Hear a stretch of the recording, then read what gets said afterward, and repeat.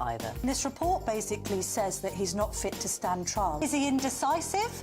Incompetent? I deliver the dose of reality Westminster needs. That's the Camilla Tominey Show at 9:30 every Sunday on GB News. The People's Channel, Britain's news channel. I'm Christopher Hope. From pop stars to politicians, I'll interview anybody in a pub who's got a political opinion. Join me every Friday on Spotify, Apple Podcasts, YouTube or gbnews.com, or wherever you get your podcasts. This is GB News, the People's Channel. Every Saturday, 10 till 12, we'll bring you all of the news that you need to know. We'll also remind you that there is so much to smile about. It's my favourite time of the week. I get to relax, enjoy some light-hearted stories, and let Ellie teach me about fashion too. That's Saturday Morning Live, every Saturday, 10 till 12. Only on GB News, Britain's news channel.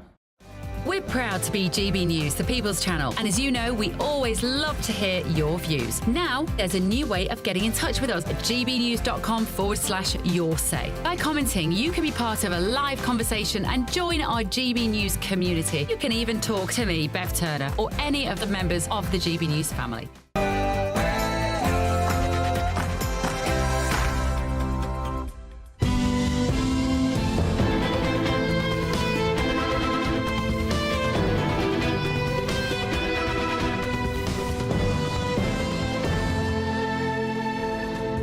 Good evening, lovely people. Welcome along to the Neil Oliver Show on GB News TV, radio and online. Tonight on the show I'll be speaking with Andrew Doyle about whether there is an ongoing erosion of freedom of speech in Britain. I think we all have our suspicions there.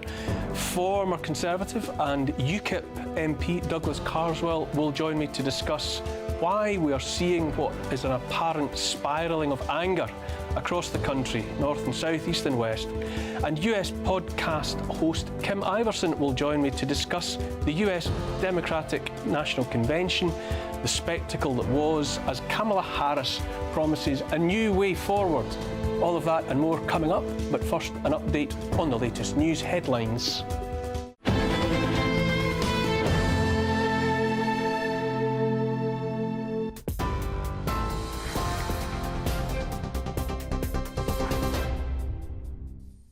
Very good evening to you. Back to Neil Oliver in just a few minutes. First, though, a look at the headlines at 6 o'clock. German prosecutors have named the man suspected of carrying out a knife attack that killed 3 and injured 8 others as Issa al-Hayj. The 26-year-old Syrian national is accused of being a member of a terrorist organisation overseas and of sharing Islamic State ideology. He's also been charged with 3 counts of murder and attempted murder. The suspect, who had applied for asylum, reportedly handed himself into police following that attack. Well, a church service has been taking place today in Germany to remember and to pay respects to those who lost their lives. The victims include a 56-year-old woman and 2 men, aged 56 and 67. 4 of those wounded are still in a life-threatening condition in hospital.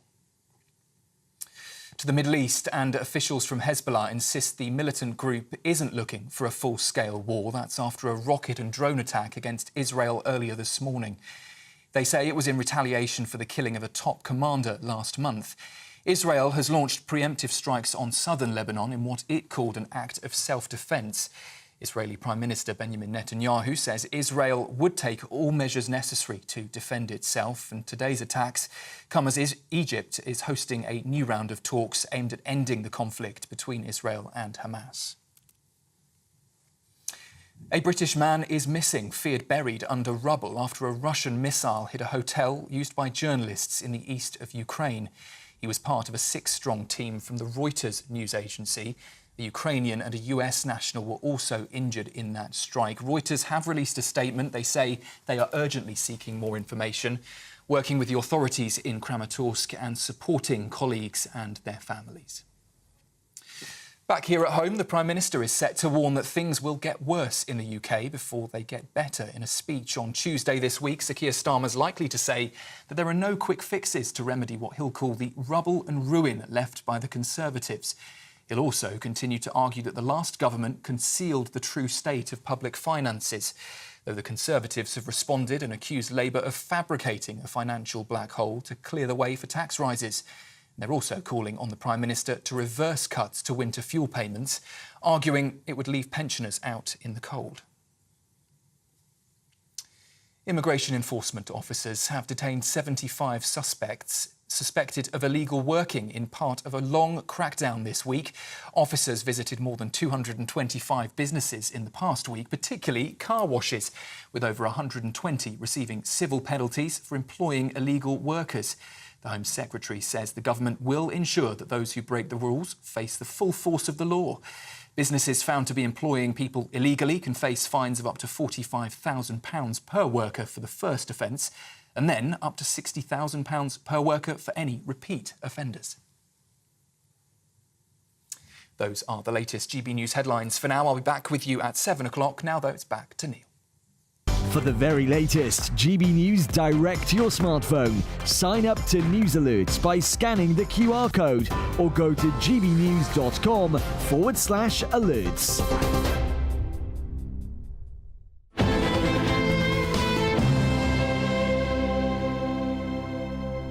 It's getting more and more like the Hunger Games out there. You know, those movies and the novels they came from about a dystopian post-war America run by an utterly corrupt, all-powerful government presiding with impunity over the lives of the populations of 13 communities where starving people live as slave labour and every year must send children to fight to the death as the fodder of reality TV entertainment.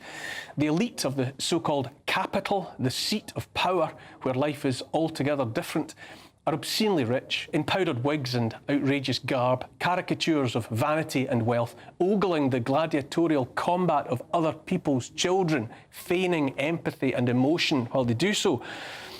The first Hunger Games novel was published in 2008, and the first film came about 4 years later. And they were surely meant as satirical comment on the absolute corruption indulged by the absolutely powerful. By now, I say, it's getting harder and harder to watch the real-world elite caricature politicians, billionaires, shameless movie villains, peacocking, preening and pontificating, apparently for their own amusement. How can we be expected to watch the show, have our noses rubbed in the shameless, all but declared corruption, without wondering when satirical fiction became indistinguishable from the reality we're living in or living through? Many times in recent years, I've offered my opinion that the world is held hostage by those determined to centralise power, bent on imposing an anti-human agenda, an agenda born in the main of their fear and loathing of regular people, an agenda that will lead to death on an unthinkable scale and the enforcing of lesser, hobbled lives for the rest. When I've said anti-human, I've been thinking about individual people, individual faces at threat of death or hardship. By now, my view has changed until it's humanity itself that seems to me in deadly peril. Whatever survives into the future, whatever populations persist after Agenda 2030 and the rest, may not be the humanity we've known. I'm so troubled by the plight of humanity, I bothered to look up the etymology of the word itself. Since the 14th century or thereabouts, humanity, the word has encompassed notions like kindness, graciousness, consideration for others. It refers to life on earth, to the capacity for pity. It means the whole human race, all colours, all creeds. It's about humane conduct, it's about philanthropy, and not the faux philanthropy that only further enriches the billionaires who only give to receive, speculate to accumulate. Humanity refers to the essential quality of being human. It also takes in the thought of politeness, which is a word that comes from the jewellery trade and means to polish and complete, to make the best of something rare and precious. The sickening spectacle of what seems like real-life Hunger Games has been before us, not only, but also in gruesome, dehumanising Technicolor at the Democratic National Convention, a veritable cavalcade of ghouls taking turns on stage to say things surely even they themselves can't believe, even as their lips and tongues are shaping the words. Along with every other currency, the truth is utterly devalued now.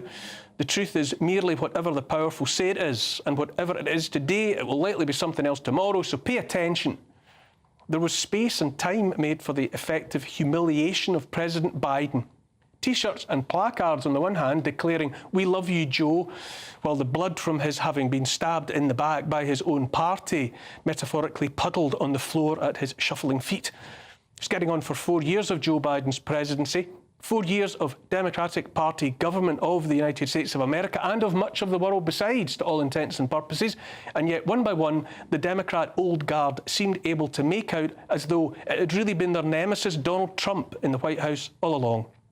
How else to explain why or how everything wrong, from the illegal migrants flooding across the nation's southern border, the state of the economy, the state of health, the standing of the United States in the wider world, everything is apparently still Trump's fault. How can that be if we're supposed still to believe that the truth counts for anything at all? Hillary Clinton, that bloodiest of old hawks, actually said, and I'm not making this up, that Biden had brought decency, dignity and competence back to the White House. So how come you kneecapped him then? One of the opening speakers said a Trump administration would, and again without the faintest whiff of irony, weaponise the judiciary against political opponents.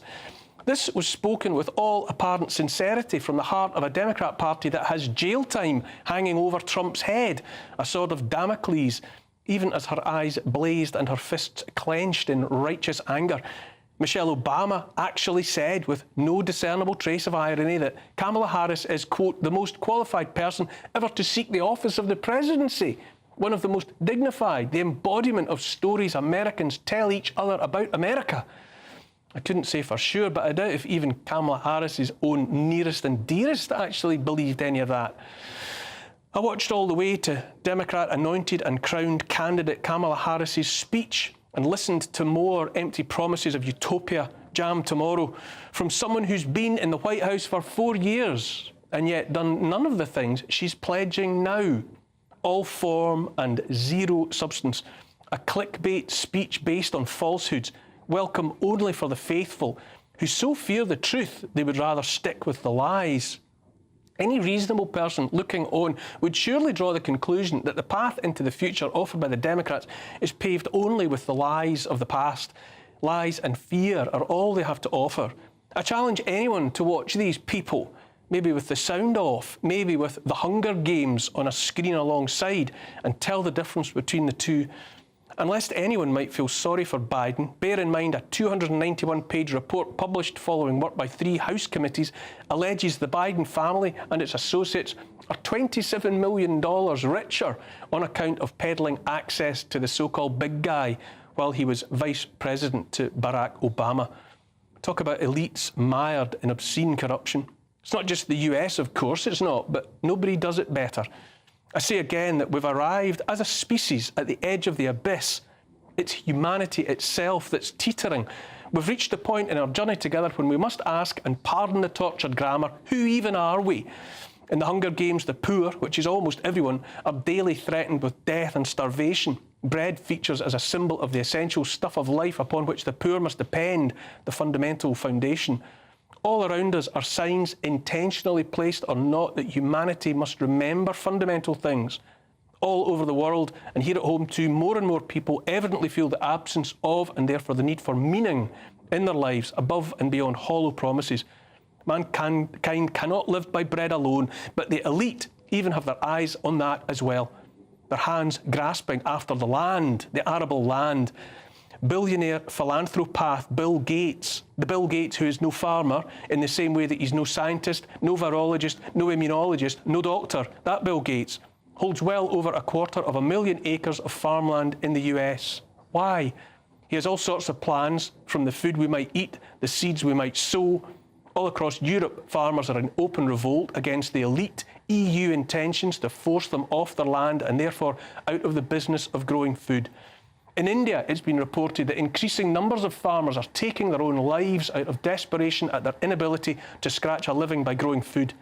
Environmental activist Vandana Shiva has fought for decades to safeguard that most humble and yet that most potent fundamental symbol and promise of life, being the seed.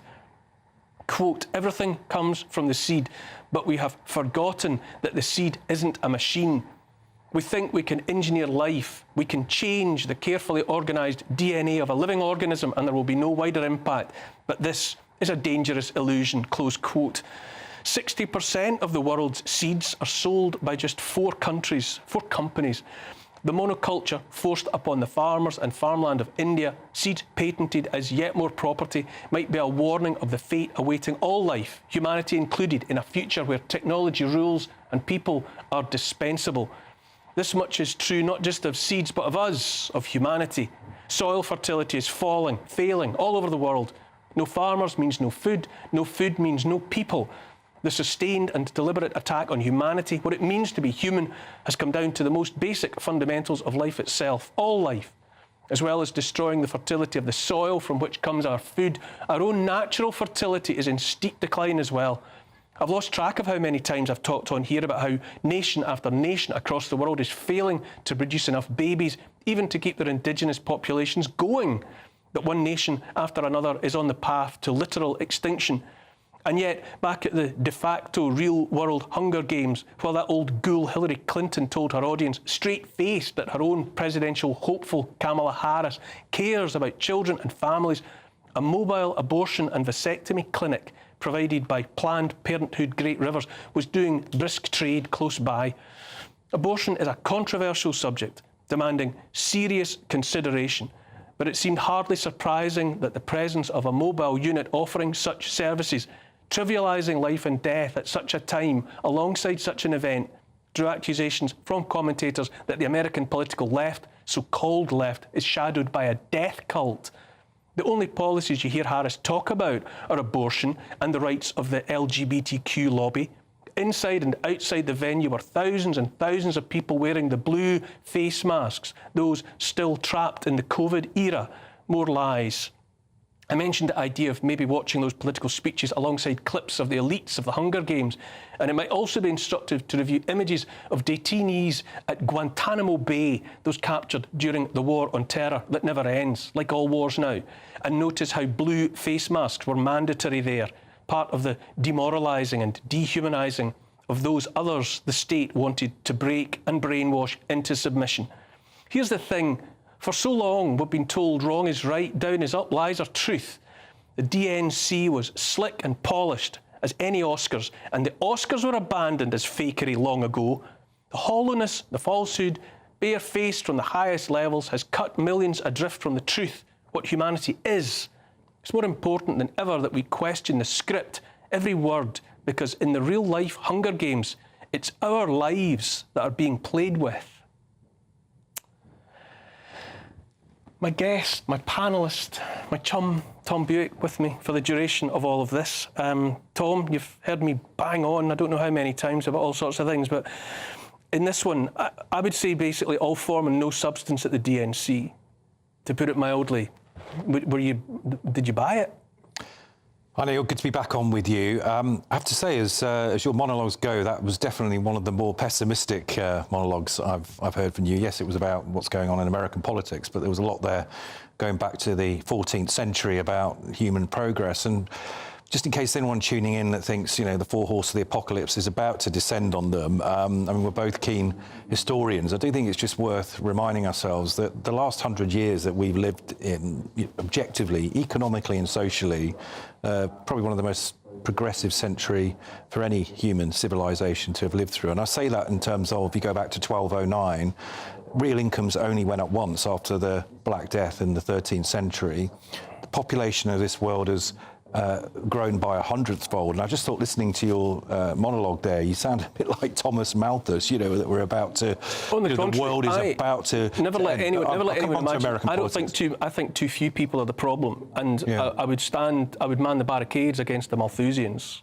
Good, because I think you and I, in terms of the technology, over the last sort of 50 years. I mean, 1900, the average life expectancy was 32 years old globally. It was 47 in the United States and Britain. So you and I wouldn't be around if we were just here 100 years ago. Look at the changes now so fast, Tom. Look at what's happened so quickly in terms of loss of liberty, loss of freedom, contraction of rights, and the demonising of world population. One powerful, strong voice after another says there's too many people. and Agenda 2030 is the only way to save the planet, and to hell with the people that have to be sacrificed along the way. Just briefly coming back to then the Democratic National Convention point, I mean, I agree with anyone who's tuned in over the decades to these conventions, both for the Republicans and for the Democrats, I mean, they are showbiz par excellence. I mean, there's nothing new about that. But I think what you're really getting at, and this is something we've discussed on the show and you have with your guests many, many times, is there's a sort of crisis really in our liberal democratic polis and in our elites. We were brought up to believe that those who we put into power serve us, and if we don't like what they do, we can get rid of them. And when you look across the pond, as indeed here we had with our recent general election, the reason why people talk about uni-parties, or as also described as two sides of the same backside, shall we say, in terms of our politics.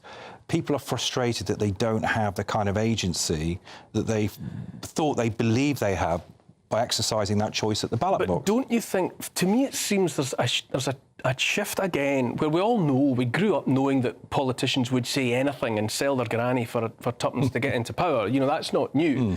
But I think it almost feels now as though the people, the camps, the bases of be it Republican or Democrat, Labour or Conservative, are actually buying into the fact that they're being lied to, and that we've actually been, or so many people have been trained not to care that you're being lied to. But if you look at our political class across the West, they don't trade anymore on big visions and big ideas about where they want to take the population and take the country. If you think about even our recent past, the welfare state, people can disagree with whether it's effective or not, but it was a brilliant vision to get rid of ignorance, squalor, poverty. The welfare John F. state Kennedy had people at heart.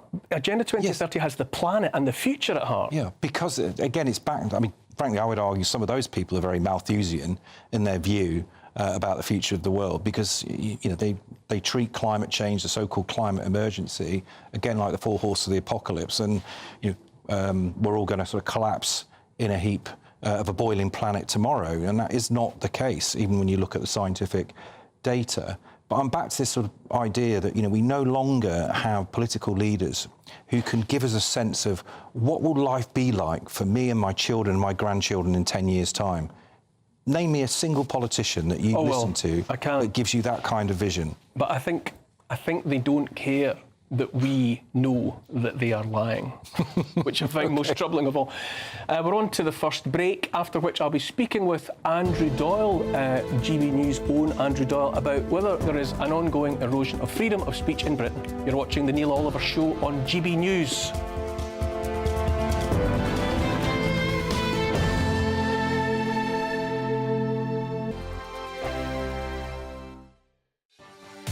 Martin Daubney, weekdays from 3 p.m.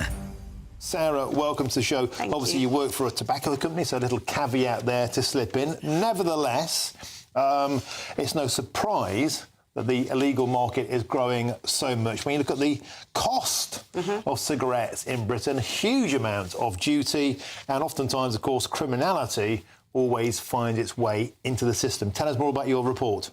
Absolutely. I mean, up to 90% of a packet of cigarettes is tax. And in the last year, there's been 2 tax increases that have equated more to the last 3 years combined. So now, if you're a roll-your-own smoker, a 30-gram pouch of roll-your-own will cost £22.50, but you can buy a counterfeit pack of 50 grams for £3. So there's a massive disparity. A lot of illegal tobacco is imported, but we do also have a problem in the UK with illegal tobacco factories. So in the last month, there's been an illegal tobacco factory in Gateshead, in Bury, busted, producing roll-your-own tobacco.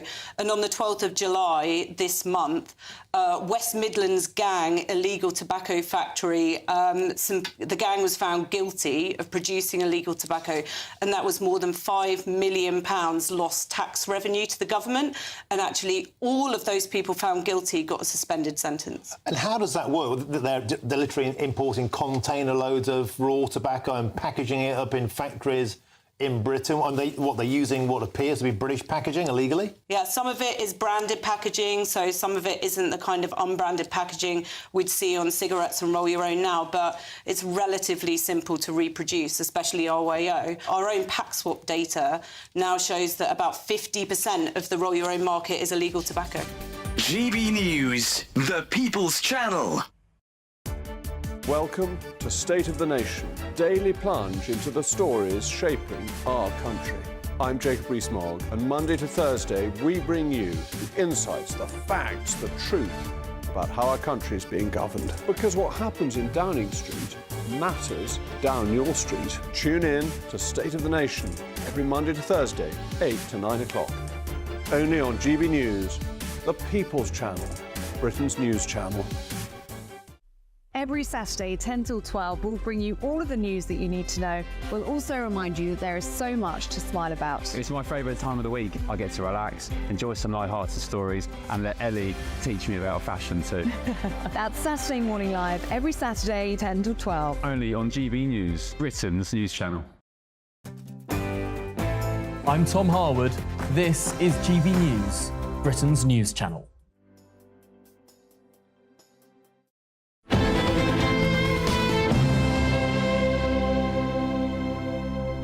Welcome back to the Neil Oliver Show. Now let's talk about free speech, and I'll make no bones about it. It's something that's very close to my heart, and it's a topic that I often try to grapple with on here. My next guest is GB News presenter, host of the show Free Speech Nation, Andrew Doyle. And Andrew has by now spent years discussing, debating, cogitating and arguing about this important topic. Thanks very much for joining me, Andrew. Thanks for having me, Neil. I listened again, I listened for the second time to a speech that you gave, I think at one of the Oxford colleges, I'm not quite sure, and it was about freedom of speech, and you cited Milton and Paradise Lost. I wonder if you could just develop that thesis a little bit for us just now. Well, the reason I was talking about John Milton is because people obviously know him for his poetry for Paradise Lost, one of the greatest epic poems in the English language. But he also wrote a very important tract on freedom of speech called Areopagitica, which was a response to the state attempting to license, as in censor, all printed publications. The idea was that all printed publications would have to pass by the state. And he was effectively writing a treatise on freedom of the press and, by extension, freedom of speech, full stop. And he made lots of terrific arguments about why freedom was so important and why liberty generally is so important. And I was talking about that because I wanted to explain that there's been a long history of great thinkers in this country attempting to defend free speech, and that actually you don't have free speech and then you've got it forever. Every successive generation has to keep on arguing it. And that's why I like to draw on thinkers such as Milton or John Stuart Mill, who have done this, who've been here before. And from what's happening at the moment in this country, we have to have these arguments again. I don't think it's ever been more urgent.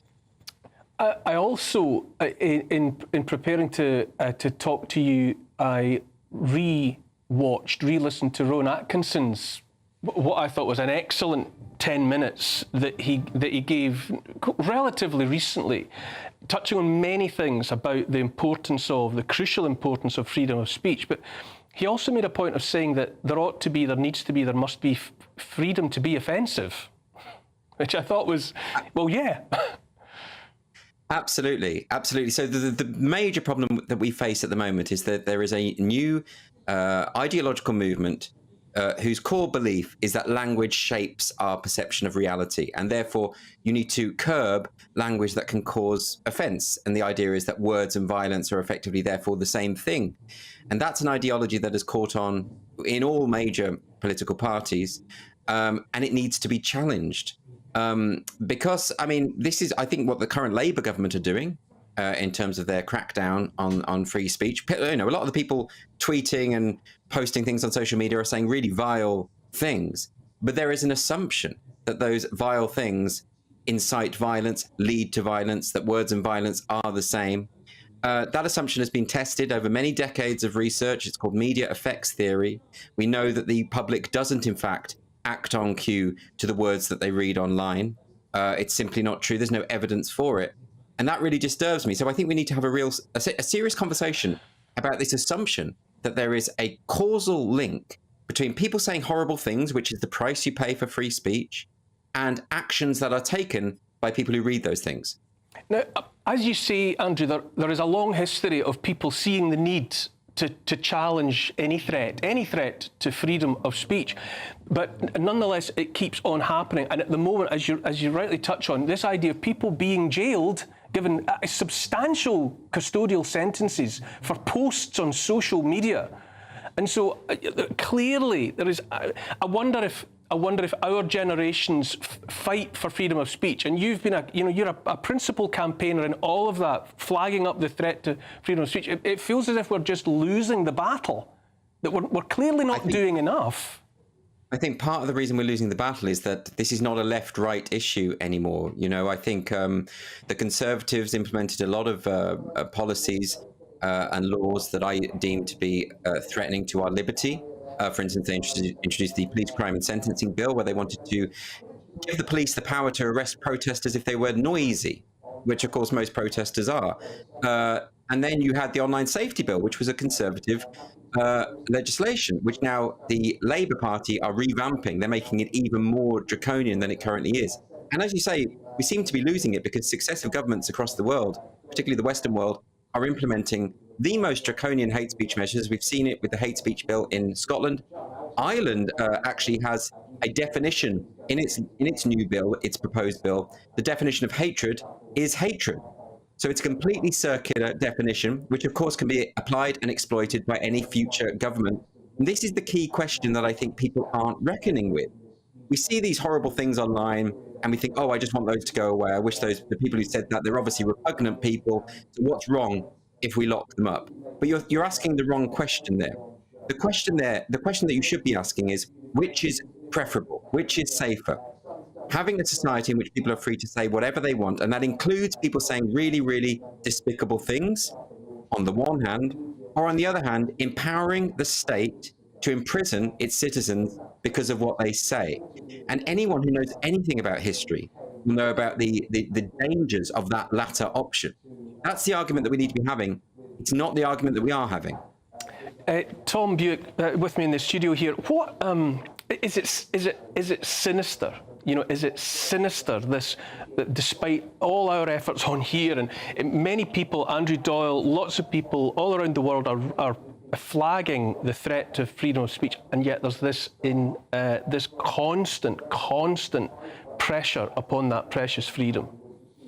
Absolutely, and I mean, Andrew hit the nail on the head when he said we're not necessarily asking the right questions around this debate. I mean, as someone that's obviously from the education world, I'm very disturbed by what Bridget Phillipson, the new Secretary of State for Education, has done by, in effect, suspending a law that was going to come in to protect free speech on campus. Again, where's her evidence that this is going to be a burden on higher education? All we're asking for is to ensure that academics are not hounded out of their jobs, either by other academics or more likely by students, because of legal opinions that they hold. And what I struggle with this debate, because I would describe myself as a free speech advocate, not necessarily a free speech absolutist. In other words, I do think there's a concept of a limit to free speech.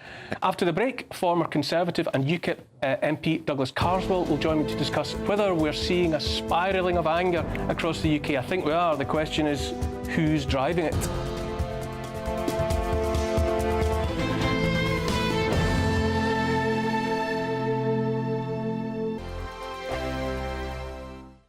Hello there, welcome to your latest GB News weather forecast from the Met Office. There's an improvement in our weather as we head into Monday, a bank holiday for some of us. There'll still be some showers around, but more in the way of sunny spells, and it'll just feel a little warmer. Low pressure moving off the scene, a brief ridge of high pressure moving in ahead of the next weather system, which does come in late Monday and into Tuesday, but an improvement anyway. Through the rest of the day, overnight into Monday morning, there's still quite a lot of cloud across the UK. This band of cloud across Northern Ireland, southern Scotland into northern England will continue to give some showery rain. Elsewhere, mixture of clear spells and showers, and temperatures milder than they have been of late, generally staying in the mid-teens. So mixed start to Monday morning. Bright skies across much of Scotland with scattering of showers, particularly across the north and the west, driest towards Aberdeenshire. On the fresh side, temperatures around 9 to 11 Celsius. Just Northern Ireland seeing a mixture of sunny spells and showers, but this cloudier zone across northern England into Wales giving some showery outbreaks of rain in places. Brighter for the rest of England, but some showers across southeast England initially clearing away, along with a brisk breeze here, but then generally through Monday, winds falling light. We'll see a scattering of showers through the day, largely across the northern part of England into Northern Ireland, North Wales, southern Scotland, elsewhere. Dry, but some sunny spells, and with lighter winds it will feel warmer. Temperatures lifting to the high teens to low 20s, up to around 23 across southeast England. On Tuesday, wet and windy weather spreading in across the north and the west of the UK. Some of this rain will be heavy at times, but further south and east, we'll start to import some warm air. Winds coming in from the south, plenty of sunny spells and temperatures lifting towards the mid-20s, perhaps even higher by Wednesday, approaching 28, 29 Celsius before turning cooler again on Thursday. Hi there, I'm Michelle Dewberry, and I'm going to take a second to tell you all about my show, Dubes & Co. We start off with the issues of the day. We then bring in both sides of the arguments. We get rid of the disrespect, and then you throw me into the mix. And trust me, I'll tell it exactly how it is. And then, of course, the magic ingredient, you at home. We mix it all together, and what have we got? In my opinion, the best debate show in town. Monday to Friday, 6 till 7 on GB News, Britain's news channel. Are the newspapers getting you down? My wife didn't divorce me that month. Struggling to separate the wheat from the chaff? I know that it's a bit of a circus at the best of times. Well, don't worry, Headliners has got you covered. We'll take the burden of reading the day's news, and if we get depressed, who cares? It's an occupational hazard, frankly. That's Headliners on GB News from 11 p.m. till midnight, and the following morning, 5 till 6 a.m. on GB News, the comedy channel. Nah, just kidding. Britain's news channel.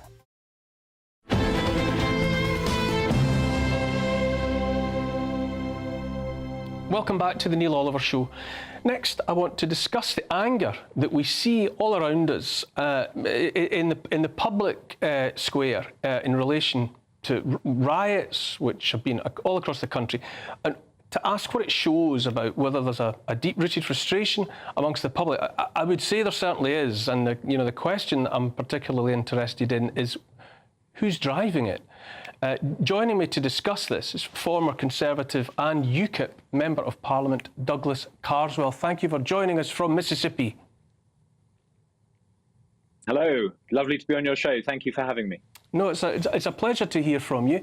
I'd like really simply to kick off by having you give us your take on the clearly spiralling unrest up and down the country, north and south, east and west.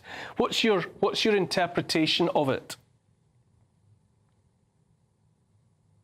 A lot of it is justified anger because the British people have been lied to systematically. They've been lied to over immigration, both about the numbers and about the consequences. On numerous occasions, the British people have voted to reduce mass immigration. They did so in 2010, they did so in 2015, they did so in 2017, they did so in 2019. And far from controlling immigration, the Conservative government allowed immigration to get out of control, to the point where today in Britain, 1 in every 27 people has arrived in the past year. The year to date from June 2024, the previous year, the government allowed in over 1.1 million long-term settlers through the visa scheme. And that's only legitimate legal migration. That's not even taking into account the large-scale illegal migration such as that comes across the Channel every day. So I think there is justifiable anger that the composition of the country is being changed demographically in a very short space of time. Now, the second great lie about immigration is that immigration is a benefit. Now, immigration can be a benefit. I myself am talking to you from the United States, where I'm a migrant, I should say, a legal migrant.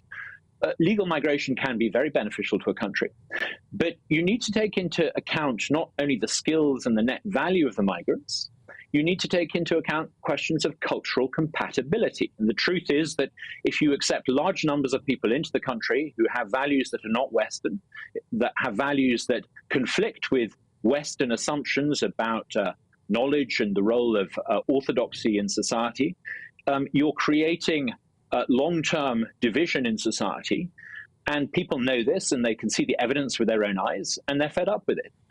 They've been lied to, and I think the anger is really fueled by the idea that somehow there's something illegitimate and untoward and immoral about them complaining about this. So Douglas, yeah, I think people have every right to feel angry. I don't think it's intentional. I think the stupidity and the naivety of Western elites in believing in cultural relativism is the root cause of the problem in terms of why we can't get to grips with migration. It's not quite true that, I mean, there are tens of millions of people around the world who would like to come and live in the West. And there are tens of millions of people around the world who've got very good justification for wanting to abandon their rather horrible lives in tyrannical third world countries and want to move into the West. But we simply can't accept them all. We cannot be a lifeboat for everyone in the world who wishes to come here because they've got a horrible government. If you were to accept people simply because they're looking for a better life or trying to escape from tyranny, the West would become unrecognizable in a very short space of time. It's also not quite true to say that people from all backgrounds are moving.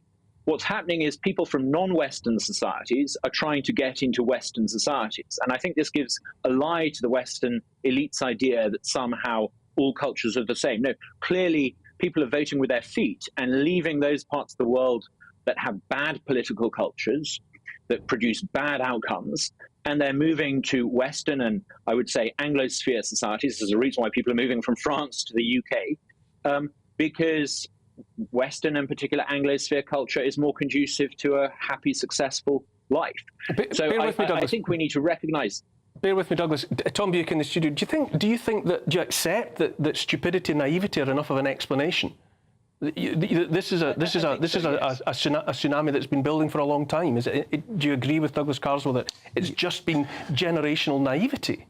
There's no doubt our political class has lied to us over the last 2 decades about migration. I think Douglas is absolutely right on that. I think where I sort of depart from his narrative, and actually people who are generally perceived to be on the right of this debate, is I don't think all the explanations are purely cultural. I think they're also economic, in the sense that, take this country, why actually have successive Conservative governments not been able to bring net migration down? Why? Because we have a Treasury orthodoxy that prizes labour supply as a means of growing labour supply to grow the size of the cake, GDP. In other words, we've got governments, successive governments, that are not interested in growing the productive capacity of the British people, ensuring that they get a fair wage from the profits that get produced by our companies. They're on the side of big business often, and employers generally, who can see the benefits of, frankly, what's known as global labour arbitrage, where effectively you hold down the real incomes of people in this country and in other Western countries in that way. So I look at this more through an economic lens than a cultural lens, because someone that's lived all over the world, I think in general, people of all cultures, faiths and creeds do want to live side by side with their neighbours. Douglas Carswell, do you see the merit of Tom Buick's economic emphasis in addition to the point that you were making about culture and so on? I think Tom makes a very good point and adds a further layer of explanation, and I think he's absolutely right. If you look at the atrocious productivity growth in Britain over the past 20 years, part of it is because, as he says, big business, big corporate interests in the Treasury have wanted to import cheap labour into this country. And during the referendum campaign on Brexit, interestingly, the leader of the Remain campaign at one point came close to admitting that if Britain were to leave the European Union and limit immigration, it would be a bad thing, he suggested, because big business might have to pay British workers more. So I think we can clearly see corporations and the Treasury have an interest in importing cheap labour, undoubtedly. But I don't think we can separate the economic from the cultural. I would argue that actually economic success is contingent upon cultural variables, and there's a reason, not all cultures are the same, and not all cultures are capable of producing successful free market economies, and that you can't ultimately separate out the economic from the cultural. But I don't disagree with much of what Tom says. Douglas Carswell, I'm just running short of time right now, but you're going to be joining us to pick up and to develop this conversation in the online continuation of this show. But thank you very much for the contribution you've made so far, and I'll look forward to picking the conversation up a little bit later. Another break, after which US podcast host Kim Iverson will join me to discuss the US Democratic Convention, the spectacle that was.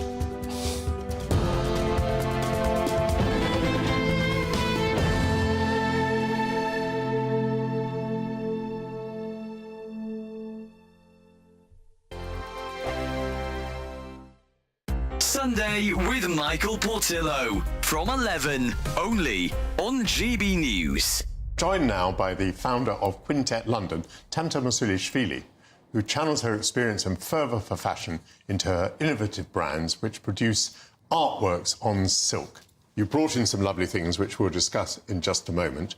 Tell me a little bit about the complexity of printing an artist's idea onto silk. Is that a difficult thing to do? It's actually very simple, because we just simply ask our clients a set of questions to find out what they like, their experiences, their favorite objects, or anything they desire.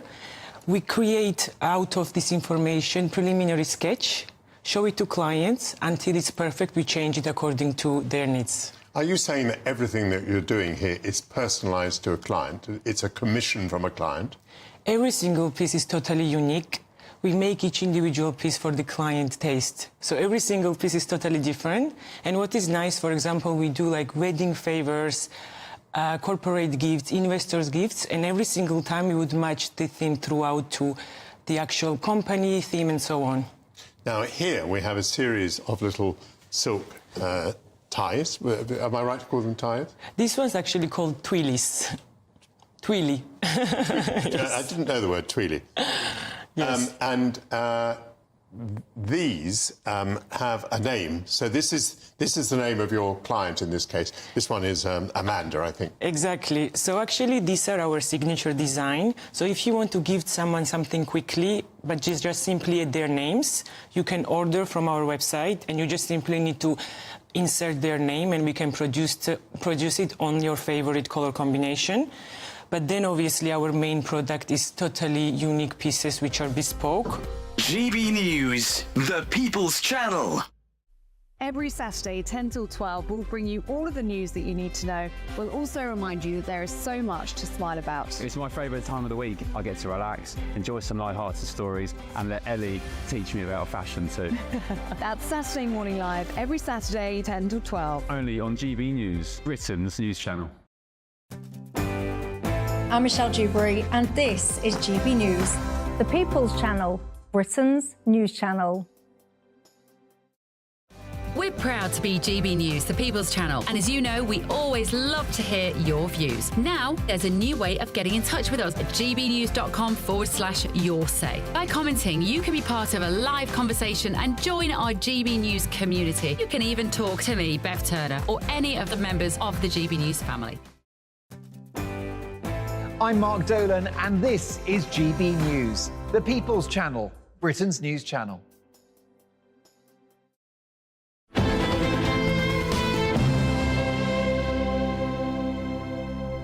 Welcome back to the Neil Oliver Show. It's now time to allow our eyes to be drawn like those of magpies to that bright, shiny, sparkly thing that was the DNC, the Democrat National Convention. Another healthy dose of US politics. And for that purpose, I'm joined by US podcast host Kim Iverson. Kim, are you there? I mean, where do we begin? What did you make of the whole spectacle in its entirety as a piece?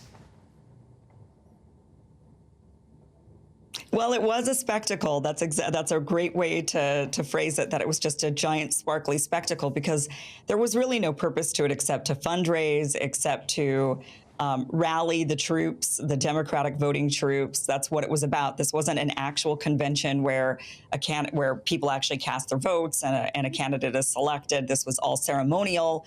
Kamala Harris was already, they did the vote a couple of weeks ago during a virtual roll call. So this was all just pomp and circumstance at this point. So it was just a way to fundraise. That's what they were doing. They were trying to present their vision for America. Their vision was, we don't want Donald Trump. It's pretty much the same vision that they've been presenting since 2016. So nearly 10 years now of, we just don't want Donald Trump. We're not going back was the message.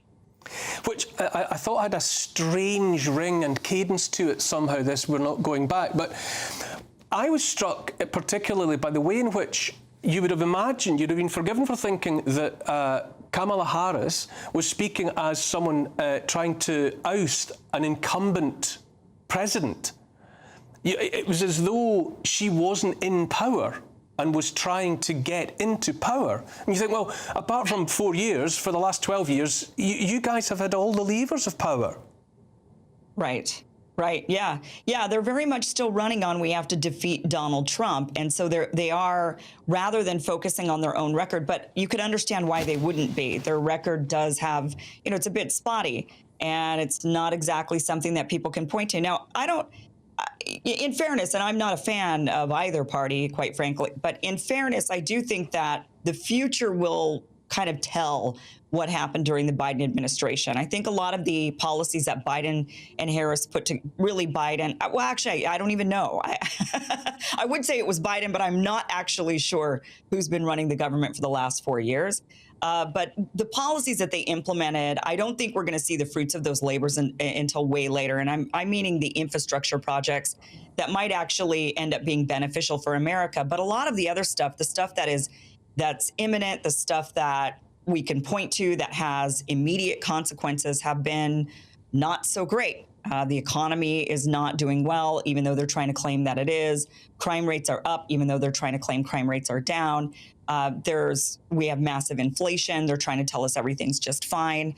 There's a lot of them telling us things are fine, don't worry about anything. But the reality for Americans is we're seeing the changes with our own eyes. We're experiencing it in our daily lives. So their record right now is not that great. So you could understand why they would instead run on rather than, hey, look, in 10 years, you might see those infrastructure projects that we implemented. That's not really something to run on. Instead, they have to say, we've got to defeat Donald Trump. He's the bad guy. But you're right. It sounds like he's the one who's been in power, according to them, and why things are so bad. And they're going to turn things around. What did you make of the commentators on the mainstream, in large part, who seem to be parroting this notion that it was about vibes and not policies? Which, when you're talking about someone coming in to be the leader of the free world, that it's just vibes and no policies. Are you serious? Yeah, it's all joy. It's just joy. Everybody's joyful. This is all joy, is what we keep hearing over and over again. It is almost like a gaslighting campaign rather than actually focusing on policies. Harris hasn't put forward really any policies. She did mention a couple of policies. Those have been ridiculed, things like price controls. But otherwise, there have been no real policies put forward. It's just, we don't want Donald Trump. We're not going to go back to the years of Donald Trump. But Americans were actually prosperous in the years of Donald Trump. So a lot of Americans want to go back to that. They say, all right, I put up with the guy. He might tweet some weird things here and there, and he might be crass, but at least my life was better, and I wasn't experiencing the type of struggling that I'm experiencing now. So Americans are feeling the struggle. And yet Harris is trying to tell us, and the Democrats and all the pundits, I mean, they've all rallied around Harris. It was the biggest coup. I mean, we experienced a coup in this country straight, plain and simple. It's like they took Joe Biden out back and they put him out to pasture. And they brought in Harris, and they're claiming to be the party of democracy. No one cast a vote. No one's voted for Harris. No one's ever wanted her to be president, or even the nominee, for that matter, in 2019, 2020, when she was running. No one voted for her. She had to drop out of the race. And here we are. Kim Iversen, you're going to stay with us. You're going to go into the second hour. We're going to pick up this conversation. But if you bear with me just while I make that transition, that's it for the TV hour of the Neil Oliver Show. But please stay tuned. Up next on your channel will be the brilliant Free Speech Nation. But coming up in the next hour, I'll be going in depth with US politics with Kim Iverson. We'll be discussing the spiralling anger again in the United Kingdom with Douglas Carswell, and lecturer and commentator and thinker Ralph Schulhammer will join me to discuss the concept of moral licensing, and Tom will be picking up on all of that also. You're watching the Neil Oliver Show on GB News.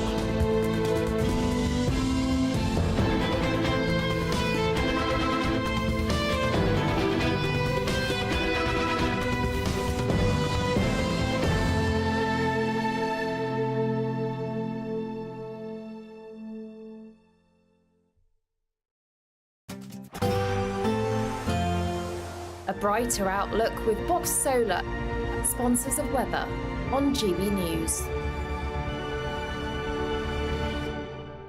Hello there, welcome to your latest GB News weather forecast from the Met Office. There's an improvement in our weather as we head into Monday, a bank holiday for some of us. There'll still be some showers around, but more in the way of sunny spells, and it'll just feel a little warmer.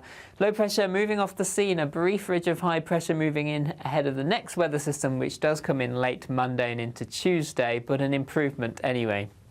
Through the rest of the day, overnight into Monday morning, there's still quite a lot of cloud across the UK. This band of cloud across Northern Ireland, southern Scotland into northern England will continue to give some showery rain. Elsewhere, mixture of clear spells and showers, and temperatures milder than they have been of late, generally staying in the mid-teens. So mixed start to Monday morning. Bright skies across much of Scotland with scattering of showers, particularly across the north and the west, driest towards Aberdeenshire.